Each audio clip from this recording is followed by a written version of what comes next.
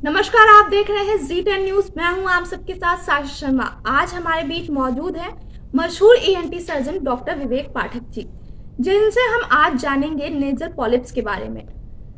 Sir, सबसे पहले तो आपका हमारे शो में बहुत बहुत स्वागत है। आप हमारे शो में आए, आप हमारे दर्शकों को आज कुछ नए रोग के बारे में बताने जा रहे हैं जिसका नाम है नेजल पॉलिप्स। तो सबसे पहला बेसिक सवाल मेरा आपसे यही है कि नेजल पॉलिप्स के जो रोग बढ़ रहा है ये है क्या? सर्वप्रथम तो जी10 के सभी दर्शकों को मेरा नमस्कार। सबसे आपने जो क्वेश्चन पूछा कि नेजल पॉलिप्स बीमारी क्या है, जी। सबसे पहले हमको जानना होगा कि पॉलिप्स का मतलब क्या होता है। जी। तो पॉलिप्स एक लैटिन वर्ड है जिसका मतलब होता है मल्टीपल फीट्स, मतलब बहुत सारे पैर है ना। जी। तो नेजल पॉलिप जो नाक की जो म्यूकोसा है, जो अंदर की जो खाल है, वो बहुत नाजुक होती है। और नाक का जो शरीर में काम है वो क्या है कि वो एक तरह से जो भी हम जो भी हम हवा ले रहे हैं, एयर ले रहे हैं, उसको ये फिल्टर करती है। जी। नाक है ना। तो नाक के अंदर में बहुत छोटी छोटी वेसल्स होती हैं, छोटी छोटी आर्टरीज होती हैं, जो कि बहुत आराम से सिकुड़ जाती है, बहुत आराम से फैल जाती हैं। सर, क्या ये जो रोग है इसका किसी चेकअप के बाद ही पता चलता है या इसके कुछ सिम्टम्स भी होते हैं, लक्षण होते हैं जो पहले से पता चल जाता है? जी। तो ये वेसल जो है बहुत आराम से सिकुड़ जाती है और फैल जाती हैं। तो कभी कभी क्या होता है कि अगर ये 10 पार्टिकल नाक की म्यूकोसा के अंदर चिपक जाएं तो उसकी जी। वजह से इन्फ्लेमेटरी रिएक्शन चालू हो जाती हैं, जिसकी वजह से ये पॉलिप की बीमारी बनती है। और पॉलिप जो होता है गुब्बारे की तरह की एक गांठ बन जाती है नाक के जी। अंदर में, है ना, म्यूकस की या पस की, इसको हम बोलते हैं पॉलिप। तो सर, ये पॉलिप के रोग में डायग्नोसिस का क्या काम होता है, इसका क्या प्रोसीजर होता है? तो सर्वप्रथम तो हमको जानना पड़ेगा कि इसके लक्षण क्या है। तो लक्षण क्या है, अगर नाक के अंदर में पॉलिप है तो पेशेंट को लगातार एक तरफ नाक बंद रहेगी, जी। लगातार छींकें आएंगी, जी। नाक से रिसाव होगा, चाहे वो म्यूकस हो या वो म्यूकस के बाद पस बन गया हो, तो म्यूकोपोडियन डिस्चार्ज जिसको हम बोलते हैं वो हो सकता है। और कभी कभी अगर ये बहुत बड़ा बढ़ जाए तो कभी कभी चेहरे की जो हड्डी है उसके ऊपर ये प्रेशर डालता है और लगातार रोगी में हेडेक की या जी। सर दर्द की समस्या रह सकती है। सर, और ये जो बहुत बहुत रेयरली जी। कभी कभी ये बीमारी आंखों की तरफ भी जा सकती है या दिमाग की तरफ भी जा सकती है।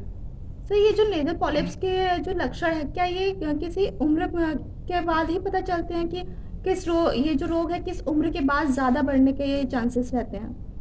तो पॉलिप की समस्या, तो जो टिपिकली पॉलिप होते हैं दो तरह के होते हैं, एक होते हैं एंट्रोकॉनल पॉलिप और एक होते हैं इथमोडल पॉलिप्स। तो एंट्रोकॉनल पॉलिप टिपिकली 10 से 19 साल एज ग्रुप में मिलते हैं, मतलब ये टिपिकली अर्ली स्टेज में जी। दिखाई जी। दिखाई देते हैं। जी। और जो इथमोडल पॉलिप हैं वो 30 से 40 वर्ष में या उसके बाद हमको दिखाई देते हैं। पॉलिप्स के कारण बहुत सारे होते हैं, जिसमें कि सबसे जो कॉमन है उनको हम बोलते हैं इन्फ्लेमेटरी पॉलिप्स, जो कि एंडोगोनल पॉलिप हो गए या आपके मॉडल पॉलिप हो गए। इसके अलावा कुछ फंगल इन्फेक्शंस होते हैं, तो कुछ फंगल इन्फेक्शन भी इन्फ्लेमेटरी पॉलिप्स बना देते हैं। और बहुत रेयर केस में कुछ ट्यूमर्स होते हैं, जैसे कि हम उसको बोलते हैं एंजियोफाइब्रोमा, जी। तो वो भी एक पॉलिप के रूप में हमको दिखाई देता है नाक के अंदर। तो ये जो नेजल पॉलिप्स का रोग है इसमें जो चिकित्सा होती है उसका क्या प्रोसीजर है? तो सर्वप्रथम तो डायग्नोस कैसे करें, तो अगर ये सब लक्षण है रोगी के अंदर में, उसके बाद में हम उसकी गहन एग्जामिनेशन करते हैं, जी। है ना। उसके अंदर में अगर हमको पॉलिप दिखाई दे रहा है नाक के अंदर थ्रू एंटी राइनोस्कोपी, तो हम फर्दर उसके कुछ जांचें करवाते हैं, जैसे जी। कि हम उसको बोलते हैं CTPNS। जी। ठीक है। उसमें अगर हमको जो साइनस की म्यूकोसा के अंदर में पॉलिप दिखाई दे रहा है अगर हमको, तो फिर हम उसको जो है एक जांच करते हैं, उसको हम बोलते हैं डायग्नोस्टिक नेजल एंडोस्कोपी। दूरबीन के द्वारा नाक की अंदर की जांच होती है। उसके बाद हम चिकित्सा की तरफ जाते हैं। अब चिकित्सा दो तरह से होती है, एक है मेडिकल मैनेजमेंट और एक है सर्जिकल मैनेजमेंट। तो वो टिपिकली हम CT स्कैन की फाइंडिंग्स के ऊपर में और एंडोस्कोपी की फाइंडिंग के ऊपर में हम डिसाइड करते हैं कि हमको मेडिकल मैनेजमेंट में जाना है या हमको सर्जिकल मैनेजमेंट में जाना है। तो सर, ये जो नेजल पॉलिप्स का आपने चिकित्सा के बारे में बताया, तो जरूरी है क्या हम किसी डॉक्टर के पास ही मतलब जाके अगर ग्रसित हैं तो उनसे इलाज कराएं? क्या इसके कोई घरेलू उपचार भी होते हैं?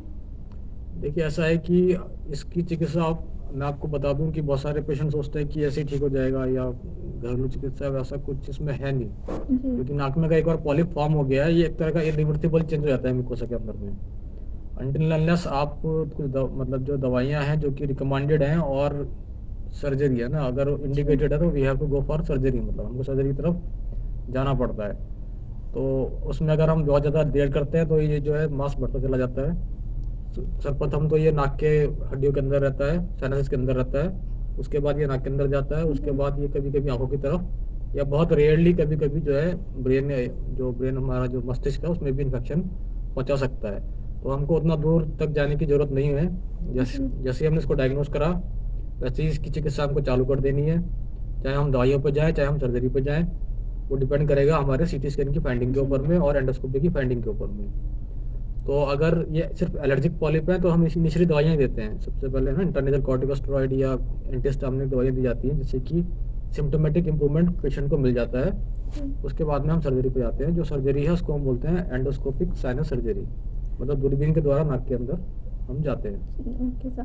तो जैसे किसी भी बीमारी में या फिर हमारे स्वास्थ्य पे जो सबसे ज़्यादा असर पड़ता है वो होता है खान-पान का। तो क्या इस रोग में भी खान-पान का कोई प्रभाव पड़ता है कि किसी खान-पान के कोई तरीका है जिससे हम बचें और वो चीज़ ना खाएँ वरना बढ़ने के चांसेस भी ज़्यादा हो जाते हैं? तो देखिए कुछ ऐसे मिथ है, मतलब उसको हम बोलेंगे कि कुछ खाने से हमको पॉलिप फॉर्म हो जाएगा, ऐसा नहीं है। क्योंकि अगर पेशेंट एलर्जिक है, जैसे सपोज़ कुछ फूड पार्टिकल्स होते हैं जिससे कि पेशेंट एलर्जिक होता है। जी। जैसे सी फूड्स हो गए, उससे अचानक से पेशेंट को मालूम चलेगा कि उसको लगातार छींकें आएँगी या एकदम साँस रुकने की संभावना बढ़ जाएगी। तो फूड पार्टिकल से इसका बहुत ज़्यादा लेना देना नहीं है। कुछ नॉन एलर्जन होते हैं, जैसे जी। डस्ट पार्टिकल हो गए, है ना? फंगस हो गया एनवायरनमेंट के अंदर में, पोलन ग्रेन्स हो गए, हमारे घर में जो पालतू जानवर होते हैं उनके बाल हो गए, मतलब जिनको, है ना? तो जी। एनिमल डेंडर बोलते हैं उनको मेडिकल टर्म में। ये तो सब जो है, दैनिक जीवन में जो हमारे पूरे दिन का रूटीन रहता है, उससे भी हमारे स्वास्थ्य पे काफ़ी इफ़ेक्ट होता है। तो क्या इस रोग के लिए भी ये बात सच होती है? कुछ हद तक एनवायरमेंटल फैक्टर बहुत ज़्यादा इसमें इसके कारक हैं, मतलब। तो अगर हम देखें तो डस्ट पार्टिकल, जी। है ना? अगर एयर क्वालिटी बहुत ख़राब है, बहुत ज़्यादा डस्ट पार्टिकल है ना? तो उस केस में एलर्जिक पॉलिप्स बनने की संभावना बहुत ज़्यादा बढ़ जाती है। तो जो हम पेशेंट को बोलते हैं कि बचाव कैसे करें इसके लिए, तो सबसे इम्पोर्टेंट होता है मास्क। जी। जहाँ भी आप देखें कि बहुत ज़्यादा कंस्ट्रक्शन हो रहा है या बहुत ज़्यादा जो है एयर क्वालिटी ख़राब है, तो आप मास्क लगा लें। आप ऐसी जगह पे गए हैं जहाँ पे बहुत ज़्यादा लोग इकट्ठे हैं, तो वहाँ पे भी आप मास्क का इस्तेमाल करें। जो मास्क है वो आपको ना सिर्फ कोविड से बचाता है, बाकी सब बीमारियों से भी बचाता है। जैसे जो भी, चाहे वो ट्यूबरकुलोसिस हो, टीबी हो, चाहे वो इवन पॉलिप्स हो, है ना? तो ये मास्क ज़रूरी है। सर, नेज़ल पॉलिप्स के अलावा अलग-अलग रोगों से बचने के लिए आप हमारे दर्शकों को क्या संदेश देना चाहते हैं? देखिए इस मौसम में, खासकर सर्दी के मौसम में, हम देखते हैं कि बहुत ज़्यादा पॉलिप के पेशेंट बढ़ जाते हैं, जी। है ना? कारण क्या है कि एक तो एयर क्वालिटी है ना, एक, और दूसरा ये है कि थोड़ा सर्दी का मौसम है ना। तो इस मौसम में खासकर अपना बहुत और अपने जो घर वालों का ध्यान रखें, खासकर, है ना? जी। जिन पेशेंटों में जो कि डायग्नोज केस हैं अस्थमा के, उनमें पॉलिप की संभावना बहुत ज़्यादा होती है, और इस जिन पेशेंटों में पॉलिप्स हैं उनमें अस्थमा डेवलप होने की संभावना बहुत ज़्यादा बढ़ जाती है। तो समय पे इसकी जांच करवाएं, समय पे इसकी चिकित्सा लें। जो डॉक्टर आपको चिकित्सा दें और जो आपको उपाय बताएं, उन उपायों का आप पालन करें। और अगर बाहर निकले तो मास्क जरूर लगा लें, ताकि आपको जो है आगे चल के ये समस्या ना देखनी पड़े। जी। सर, नेज़ल पॉलिप्स की आप बात कर रहे हैं तो एक आखिरी सवाल मेरा ये है कि कोई भी बीमारी होती है जब हद से ज़्यादा बढ़ जाती है तो वो जानलेवा हो जाती है। तो क्या ये भी किसी सीमा पे आके ऐसा हो सकता है कि जानलेवा बन जाए? देखिए ज़्यादातर तो ये बेनाइन कंडीशन है ना? तो ऐसा नहीं होता, लेकिन हाँ, अगर पॉलिप कोई मैलिग्नेंट पॉलिप है ना? जितनी हमने अब तक बात करी, वो बात करी इन्फ्लेमेटरी पॉलिप्स की और जी। बेनाइन पॉलिप्स की। अगर ये मैलिग्नेंट पॉलिप है, मैलिग्नेंट पॉलिप का मतलब ये होगा कि उसके अंदर कैंसर की संभावना है, मतलब पॉलिप के अंदर में। तो अगर कोई एजेड एडल्टली पेशेंट है, मतलब 70-80 साल का जी। पेशेंट है जिसके अंदर पॉलिप है नाक के अंदर में, जो कि ब्लीड कर रहा है, नाक से खून निकल रहा है, मतलब, है ना? उस केस में हमको सचेत हो जाना चाहिए कि इस पेशेंट में ये मैलिग्नेंट पॉलिप हो सकता है। या पेशेंट ऐसे किसी व्यवसाय में काम कर रहा है जहाँ पे बहुत ज़्यादा पेंट पेंट हो, या बहुत ज़्यादा ऐसे क्रोमियम या निकल के कंपाउंड्स जो होते हैं ना, ऐसी जी। इंडस्ट्रीज में काम कर रहा है, तो उस केस में भी मैलिग्नेंट पॉलिप डेवलप होने की संभावना बढ़ जाती है। तो अगर उसमें मैलिग्नेंसी है तो ऑब्वियसली बात है वो बहुत जल्दी बढ़ेगा, है ना, शरीर के अंदर में कहीं जा जी। सकता है। तो उस केस में ऑब्वियसली बात है कि जल्दी डायग्नोसिस करना बहुत ज़रूरी है, और उसकी चिकित्सा उस हिसाब से करी जाती है, एज मैलिग्नेंसी के रूप में। जी। तो जैसा कि आपने अभी हमारे दर्शकों को संदेश दिया, आप हमारे शो में आए, आपने अपना कीमती समय दिया, उसके लिए बहुत-बहुत धन्यवाद। आपको साथ ही मकर संक्रांति और आने वाले 26 जनवरी पर्व के लिए शुभकामनाएँ। G10 के सभी दर्शकों को मेरी तरफ से मकर संक्रांति और 26 जनवरी की बहुत बहुत शुभकामनाएं। और इसी तरह हम दूसरे टॉपिक पे आगे कभी भी, जी, बिल्कुल। है ना, तो कोई ना कोई जी, आगे इंफॉर्मेशन भी आपसे जरूर बातचीत बात होती होती रहेगी, रहेगी। आगे भी दूसरी बीमारियों को लेकर। तो जैसा कि आप सबने देखा, आज हमारे साथ थे ईएनटी सर्जन डॉक्टर विवेक पाठक जी, जिन्होंने हमें आज बताया नेज़ल पॉलिप्स की गंभीर रोग के बारे में कि किस तरह से आप अपने खान-पान और दैनिक जीवन का ध्यान रखते हुए अपने स्वास्थ्य को ठीक रख सकते हैं, किस तरीके से आप गंभीर रोगों से बच सकते हैं। ऐसे ही हम कई सारे गणमान्य लोगों से मुलाकात कराते रहेंगे और भी बीमारियों पर आपको सचेत भी करते रहेंगे। तब तक के लिए देखते रहिए जी10 न्यूज़। नमस्कार। डन।